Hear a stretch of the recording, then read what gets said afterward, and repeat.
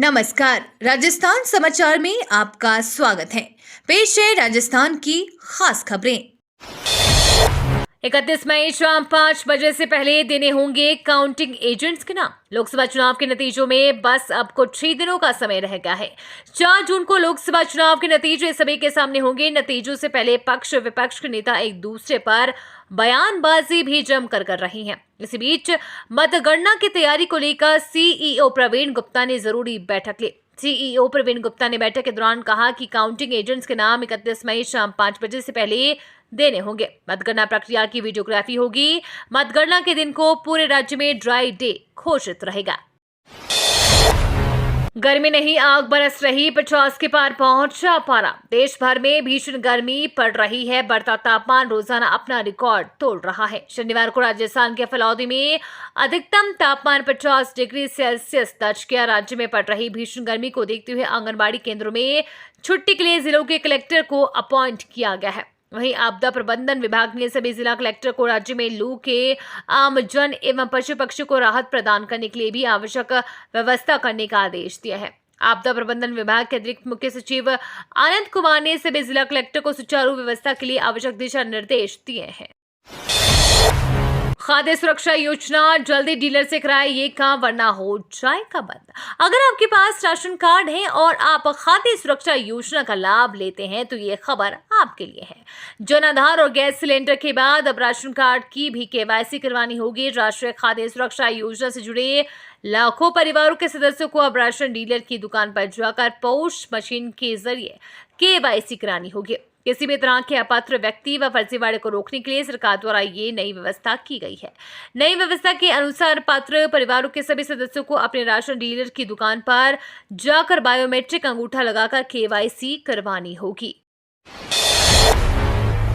Intelligence bureau में नौकरी पाने का शानदार मौका। इंटेलिजेंस ब्यूरो में नौकरी पाने का मतलब किसी सपने का पूरा होने जैसा होता है। आईबी में काम करने की ख्वाहिश युवाओं की होती है। अगर आप भी आईबी की नौकरी की तलाश कर रही हैं तो आपके लिए बेहतरीन अवसर है। इसके लिए आईबी ने ग्रुप बी और ग्रुप सी के लिए वैकेंसी निकाली है। इन पदों के लिए आवेदन करने के लिए केवल 4 दिन बचे हुए हैं। जो भी उम्मीदवार इन पदों के लिए अभी तक आवेदन नहीं किए हैं वे MHA की आधिकारिक वेबसाइट mha.government.in पर जाकर अप्लाई कर सकते हैं। राजस्थान में अटकी इन भर्तियों का रिजल्ट जल्द। राजस्थान कर्मचारी चयन बोर्ड जल्द ही RSM SSP CET के तहत आयोजित की गई भर्तियों का रिजल्ट जारी करेगा।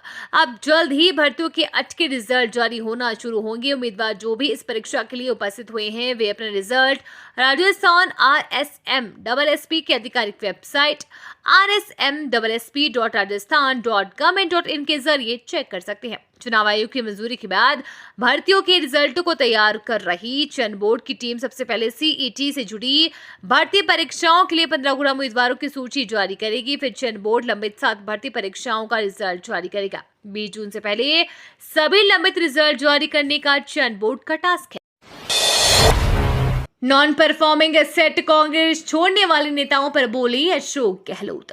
राजस्थान के पूर्व सीएम अशोक गहलोत ने कांग्रेस छोड़कर बीजेपी में शामिल होने वाले नेताओं पर निशाना साधा है।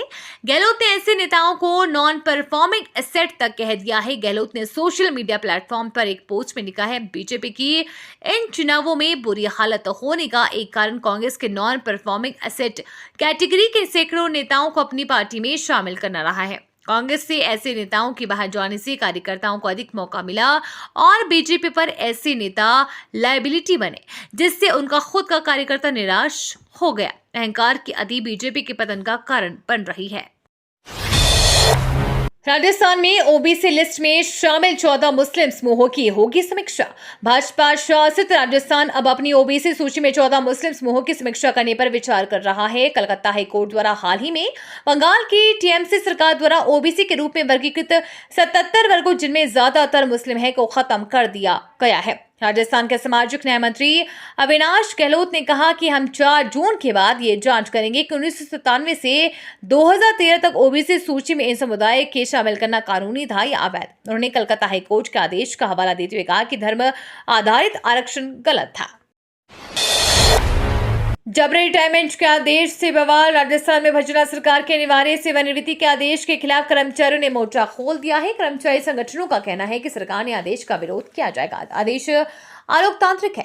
दरअसल लगातार भ्रष्ट आचरण और प्रशासनिक कर्तव्य निभाने में असमर्थ कर्मचारियों और अधिकारियों को सरकार अनिवार्य सेवानिवृत्ति देने की प्रक्रिया शुरू की है। इसके लिए संबंधित विभागों को नियमानुसार आवश्यक कार्यवाही कर प्रस्ताव संबंधित प्रशासनिक विभाग को भेजने के निर्देश जारी किए गए हैं। अखिल राजस्थान राज्य कर्मचारी संयुक्त महासंघ के प्रदेश अध्यक्ष महावीर शर्मा ने कहा कि राजस्थान में सरकार की ओर से पिछले कुछ महीनों में कर्मचारियों के सम्मान को ठेस पहुंचाने की कोशिश की जा रही है। आए दिन कई तरह के आदेश जारी किए जा रहे हैं। नोटबंदी और अग्निवीर योजना पर वोट क्यों नहीं मांग रहे हैं पीएम मोदी? अशोक गहलोत का निशाना। राजस्थान के पूर्व सीएम अशोक गहलोत ने पीएम मोदी पर निशाना साधा है। गहलोत ने एक्स पर लिखा, यह आश्चर्यजनक है कि प्रधानमंत्री श्री नरेंद्र मोदी ने पूरे चुनाव में असल मुद्दों जैसे महंगाई, बेरोजगारी, आर्थिक असमानता पर आधारित कैंपेन नहीं किया। मोदी जी को इस चुनाव में अपने 10 साल की तथाकथित उपलब्धियों जैसे नोटबंदी, जीएसटी, अग्निवीर, कृषि कानून, PSUs के निजीकरण, सरकारी तानाशाही का विरोध करने वाले पत्रकारों और छात्र नेताओं पर NSA, पेट्रोल डीजल 100 रुपए पार, गैस सिलेंडर 1100 रुपए पार करने, बैंक लोन की EMIs बढ़ाने आदि के नाम पर कैंपेन करना चाहिए। आखिर जनता को उन्हें अपनी इन उपलब्धियों को तो गिनाना चाहिए, जिससे जनता उन्हें ध्यान देकर वोट दे। राहुल बाबा हम मोदी जी के कार्यकर्ता हैं, एटम बम से नहीं डरते। गृह मंत्री अमित शाह ने हिमाचल में एक रैली को संबोधित करते हुए कांग्रेस पर निशाना साधा। उन्होंने कहा, विकास करना कांग्रेस का काम नहीं है, विकास करना भाजपा की आदत है। कांग्रेस के नेता हमें डराते हैं कि पीओके की बात मत करिए, पाकिस्तान के पास एटम बम है। मैं कांगड़ा की भूमि से कहता हूं, राहुल बाबा हम मोदी जी के कार्यकर्ता हैं, एटम बम से नहीं डरते। पीओके भारत का है, रहेगा और हम उसे लेकर रहेंगे। देश में एग्जिट पोल शुरू हो गया है। पीएम मोदी बोले, इंडी गठबंधन ईवीएम का रोना रोने लग गया है। प्रधानमंत्री नरेंद्र मोदी ने बिहार के पटना में शनिवार को चुनावी रैली को संबोधित करते हुए कहा कि देश में एग्जिट पोल शुरू हो गया है। उन्होंने दावा किया है कि इंडी गठबंधन वाले ईवीएम का रोना रो रहे हैं। इसका मतलब एनडीए को लोकसभा चुनाव 2024 में सफलता मिल रही है। 4 जून को इस बार भी देश में नया रिकॉर्ड बनेगा।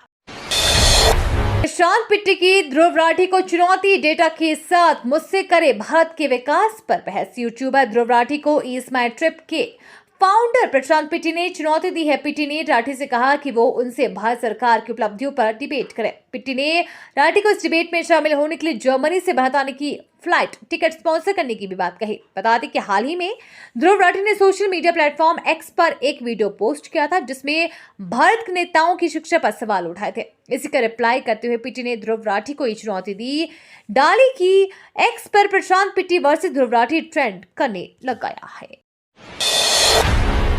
1 जून को चुनावी रण का अंतिम पड़ाव। 7वें चरण में पीएम मोदी सहित कई बड़े दिग्गज मैदान में। लोकसभा चुनाव के 7वें और अंतिम चरण में 1 जून शनिवार को वोट डाले जाएंगे। इस चरण में 8 राज्यों की शेष 57 सीटों के लिए मतदान होगा। अंतिम चरण में कुल 904 उम्मीदवार मैदान में हैं। इस चरण में प्रधानमंत्री नरेंद्र मोदी गोरखपुर से भोजपुरी स्टार रवि किशन, हिमाचल प्रदेश की मंडी सीट से बीजेपी प्रत्याशी कंगना रनौत, कांग्रेस से विक्रमादित्य सिंह, हमीरपुर से केंद्रीय मंत्री अनुराग सिंह ठाकुर और बिहार के पटना साहिब से बीजेपी के रविशंकर प्रसाद समेत तमाम दलों को कई दिग्गज मैदान में हैं।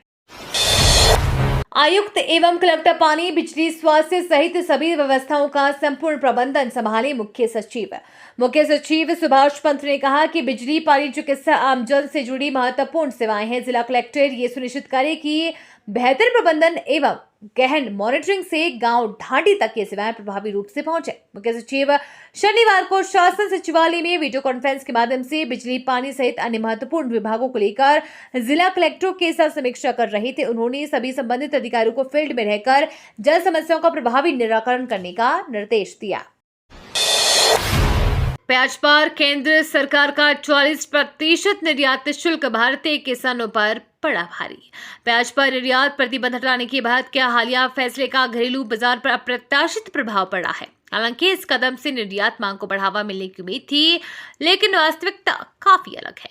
भारतीय प्याज की कीमत अब पाकिस्तान से अधिक हो गई है, जिसमें अंतर्राष्ट्रीय बिक्री में गिरावट आई है। इस बदलाव के परिणाम स्वरूप भारत में घरेलू प्याज की कीमतों पर उल्लेखनीय है कि गिरावट आई है। पिछले सप्ताह में 15% से अधिक की गिरावट आई है। निर्यातकों का अनुमान है कि मांग ठीक होने में 15 दिन का समय लग सकता है।